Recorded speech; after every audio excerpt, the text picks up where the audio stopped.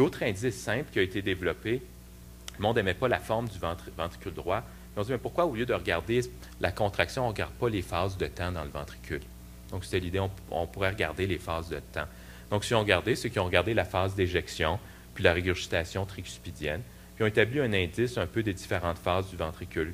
Donc, les phases de contraction isovolumétrique ou de relaxation divisées par l'éjection. C'est ce qu'ils appellent souvent l'indice de performance myocardique, ou d'autres personnes l'appellent le TIE index.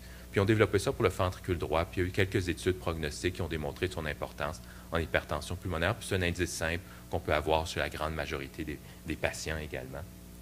Puis l'autre chose qu'ils ont regardé, le monde, on parlait de strain également, donc on peut faire à l'échographie comme du Doppler tissulaire, puis le monde regardait un peu la phase aiguë dans Doppler tissulaire, puis ont développé des indices d'accélération tissulaire, puis le monde ont démontré que c'était très fiable avec la modulation de la fréquence cardiaque, puis des bêta-agonistes. Puis le monde sont en train d'évaluer des indices de phase isovolumétrique du ventricule droit et gauche également. Ça, L'autre aspect important, puis ça c'est un aspect dans l'évaluation de la fonction droite qui est devenu très importante. Quand on regarde par exemple la fonction droite, il y a la pression, mais on veut également savoir les résistances pulmonaires. Puis ça, il y a eu un grand intérêt récemment. On peut regarder le flow puis les résistances. Il y a différentes parties au flow qui rendent l'aspect un peu plus complexe des fois. Il y a c'est sûr les pressions puis le gradient de pression, il y a le flow, la puissance, mais également la capacité, l'élasticité pulmonaire. Ça, c'est un aspect en hypertension, ça a été très important. Beaucoup de monde ont regardé l'élasticité des vaisseaux artériels, mais maintenant, l'élasticité pulmonaire a eu une grosse importance. Puis le monde commence à regarder beaucoup l'élasticité pulmonaire. Puis le monde également peut regarder le recrutement pulmonaire. Donc, quand on regarde les différents aspects, donc quand on regarde, on veut voir si le ventricule droit a forcé beaucoup ou il n'y a pas besoin de forcer le ventricule droit. Donc, on peut regarder la pression artérielle. C'est simple à mesurer, mais ce n'est pas très fiable. Donc, le monde regarde la résistance pulmonaire, puisque c'est un peu plus fiable. C'est un peu plus fiable, mais pas complètement fiable. Mais ça prend un peu, ça regarde également le flot et la pression.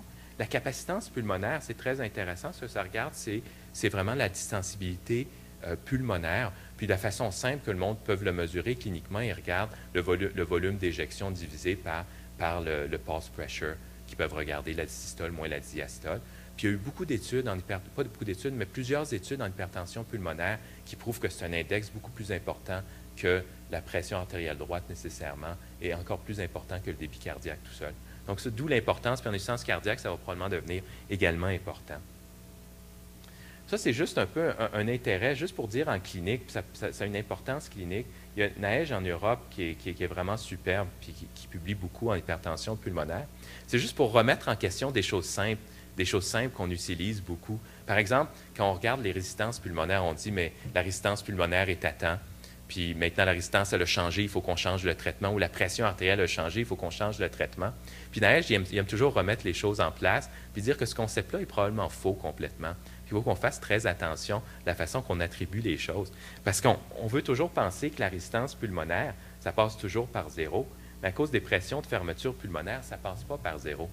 Puis si on veut comparer les pressions pulmonaires ou les résistances pulmonaires, on ne peut pas le faire sur des mesures séparées de débit cardiaque. Par exemple, dans cet exemple-là ici, un des exemples, par exemple, cette ligne-là, on peut voir à cause des pressions de fermeture pulmonaire, ça, c'est un même patient qui a toujours la même résistance pulmonaire. Il essaie avec dobutamine de moduler le débit cardiaque. Mais si on le mesure de façon habituelle, on peut dire que quand le débit cardiaque est plus bas, la résistance pulmonaire est plus élevée dans le point 2 que dans le point 3. Mais il remet les concepts un peu en cause de ce niveau-là. Puis ça remet en cause des fois la façon qu'on peut manager les patients aux soins intensifs également, de ne pas sauter des fois la conclusion que c'est la pression qui est différente. Ça peut être tout simplement le débit. Puis quand on rapporte la pression, toujours rapporter vraiment également le débit, puis remettre en cause des fois les modèles simples qu'on utilise. On a parlé de l'interaction ventriculaire, puis ça revient au concept clinique qu'on va revenir sur le management. Ça, c'est une belle image en défaillance droite aiguë d'un infarctus. Ça, c'est la courbe normale du septum.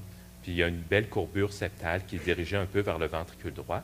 Puis quand on a un infarctus droit, il peut avoir en réalité, donc le volume droit, le ventricule droit se distend, le péricarde également, il y a une contrainte sur le péricarde.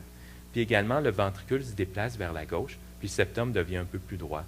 Donc l'importance ici, puis l'importance clinique, c'est que quand un patient a une défaillance droite aiguë, surtout en infarctus, on peut essayer de donner du volume, mais l'important, ce n'est pas d'en donner trop. Si on donne trop de volume, puis le patient peut devenir en réalité plus hypotendu, parce que le septum va encore, on peut imaginer facilement, le septum va encore se déplacer encore plus vers la gauche, puis là, la performance globale du cœur, droite et gauche, vont diminuer. Donc ça, c'est une des conclusions importantes. L'autre aspect important de la perfusion cardiaque droite, la coronaire droite donne une bonne partie du ventricule droit, surtout la partie latérale du ventricule droit. Mais la partie de l'apex est donnée par l'IVA. Ça, c'est un aspect important. Des fois, on peut voir un apex qui se contracte bien en infarctus du ventricule droit. Puis l'autre partie importante, c'est que l'infundibulum, des fois, est donné par une branche conale ou branche infundibulaire dans environ 30 à 40 des cas. Donc, des patients en infarctus droit aigu, on peut voir l'infundibulum qui contracte super bien, surtout quand on regarde dans une vue, puis c'est important de savoir que des fois, une branche séparée dans environ 30 des cas. Un des aspects super importants, puis ça, c'est un aspect dans les thérapies ciblées qui vont venir dans les 5 à 10 prochaines années, il y a un aspect très intéressant sur le métabolisme cardiaque droit, puis également le métabolisme cardiaque gauche. Donc, beaucoup des travaux qui ont été faits par Evangelos Michaelakis, qui a été en Alberta, il a beaucoup mis l'emphase sur la mitochondrie puis le métabolisme. Puis ce que le monde a trouvé, c'est que quand le ventricule est mal adapté, son métabolisme change. Il dépend beaucoup plus du glucose que quand le ventricule droit est remodelé ou est mieux adapté. La dépendance du glucose est beaucoup moindre. Ça, c'est un aspect intéressant. Au début, je veux dire, toutes les cellules ont besoin de manger. Puis l'importance du métabolisme, la cellule ou du ventricule droit, ça a vraiment une importance prognostique. Donc, il y a eu des études cliniques, Evangelos l'a prouvé dans les modèles animaux, puis à l'AHA, ils vont présenter une grande étude allemande sur le métabolisme et le prognostic du métabolisme cardiaque droit en hypertension pulmonaire. Puis l'importance clinique, c'est que ça a amené des thérapies ciblées. Puis on va revenir avec ce qu'a fait Michaelakis, ça a amené la découverte des thérapies ciblées qui a démontré.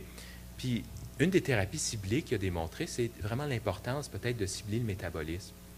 Puis c'est une histoire intéressante que je vais y revenir, mais ça l'a amené à s'intéresser au cancer. Ça l'a amené à faire des découvertes dans le cancer également. Donc c'est une belle histoire. Donc le ventricule droit, on peut dire de façon générale, on vient un peu à l'aspect, la troisième dernière partie, qui va être un peu plus courte, c'est comment on peut définir, l'insuffisance cardiaque droite. Puis on peut le définir un peu de façon parallèle, comme dans le consensus que Sharon Hunt avait fait en 2005, le nouveau consensus qui vient de revenir, comme un syndrome complexe qui peut vraiment venir d'une insuffisance du cœur à suffire aux besoins du corps.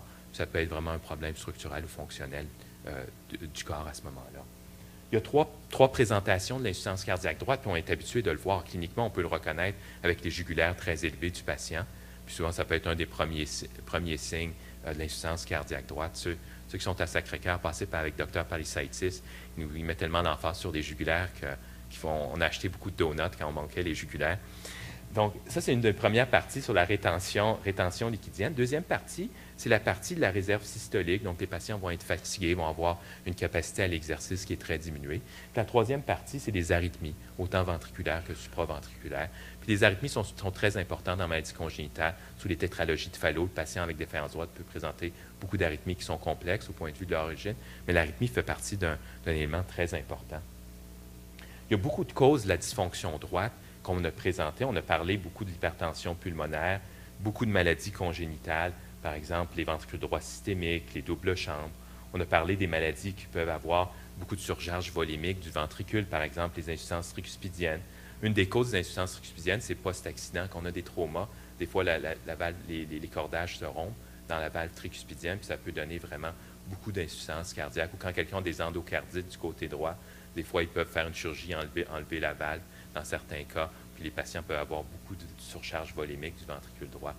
Ça, c'est une autre donnée que je n'ai pas parlé beaucoup, mais les patients qui ont des surcharges volémiques, il y a l'étude de Mayo dans les insuffisances tricuspidiennes qui ont montré que c'est mieux d'opérer plus tôt que tard, parce qu'à long terme, ça a des conséquences également.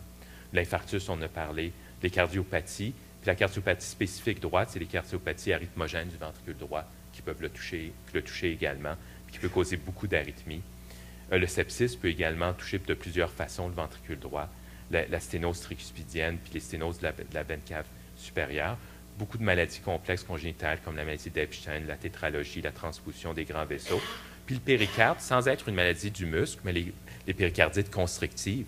Donc, quelqu'un qui se présente en insuffisance cardiaque droite, il faut toujours penser au péricarde, surtout s'il y a les jugulaires élevés, puis on ne sait pas, il est jeune, il est très tachycarde. La péricardite constrictive, c'est vraiment important de ne jamais oublier ça.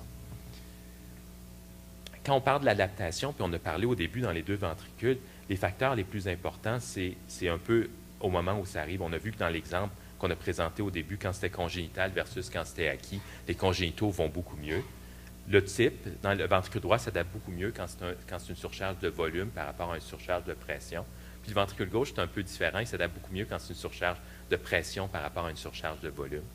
Puis également, il y a beaucoup de facteurs immunologiques et génétiques qui aident un peu à l'adaptation du ventricule. Puis un peu l'axe en hypertension pulmonaire puis l'adaptation ou le remodelage ventriculaire, il y a beaucoup d'axes que le monde sont en train de regarder, puis c'est des axes de recherche dans différents centres. Beaucoup de monde s'intéresse un peu au stress ventriculaire droit en hypertension pulmonaire. Ils sont en train de faire beaucoup de modèles intéressants de biomécanique.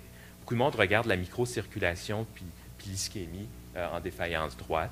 Puis ça amène à regarder au métabolisme ventriculaire droit. L'aspect neuro-hormonal et immunologique est très important, puis ça, c'est un axe de recherche très important dans beaucoup de centres. Pas nécessairement à cause de la fonction droite seulement, mais également à cause de l'hypertension pulmonaire. Parce que l'hypertension pulmonaire primaire, ce que je n'ai pas dit, c'est 80 70 à 80 de femmes qui sont touchées. Puis le monde pense que ça peut avoir une relation avec les grossesses, puis avec l'aspect immunologique. Donc le monde regarde beaucoup l'aspect immunologique de l'hypertension pulmonaire et de la fonction droite. Finalement, on parle du remodelage ventriculaire qui est important. Puis finalement, un peu l'évolution, puis la prévention des arythmies, puis également le remodelage électrique qui se passe en ventricule droit. L'aspect important de se rappeler du ventricule droit, c'est que quand quelqu'un a un ventricule droit qui est dilaté, un des aspects importants, puis je vais juste montrer deux éléments qui sont importants cliniquement à se rappeler. Quand on a une artère pulmonaire très dilatée, il faut toujours se rappeler que ça peut comprimer le tronc commun dans 5 des cas. Donc, des patients qui ont des douleurs thoraciques en hypertension pulmonaire et défaillance droite, toujours se rappeler que si l'artère pulmonaire est très dilatée, ça peut comprimer le tronc commun. Donc, ça, c'est une des premières choses importantes. L'autre chose importante en défaillance droite, deuxième chose importante, c'est que ça peut ouvrir un foramen. Donc, un patient en défaillance droite qui désature, se rappeler que ça peut passer par le foramen ovale, que ça peut être un shunt qui a ouvert tout d'un coup. Puis, le troisième aspect important, c'est que c'est des patients qui peuvent perdre beaucoup de protéines dans l'intestin. Donc, si l'albumine est très basse, toujours se rappeler de porter attention à mesurer l'albumine chez ces patients-là, puis de voir s'il peut avoir ce qu'on appelle une entéropathie de perte à protéines chez ces patients. Quelques études génétiques en défaillance droite, c'est très compliqué parce que c'est vraiment associé à la cause. Puis, il y a quelques études dans le profil du génotypage du ACE en soi ou du ACE qui ont regardé le DD, le non-DD, puis ont regardé s'il y avait des différences. Puis il y avait des petites différences qui pouvaient être présentes à la survie, mais c'est des études très petites, controversées, puis d'autres études n'ont pas montré les mêmes différences au niveau de l'adaptation ventriculaire. Il y a beaucoup de biais dans ces études-là, mais les grosses études génétiques sont en cours en maladie idiopathique.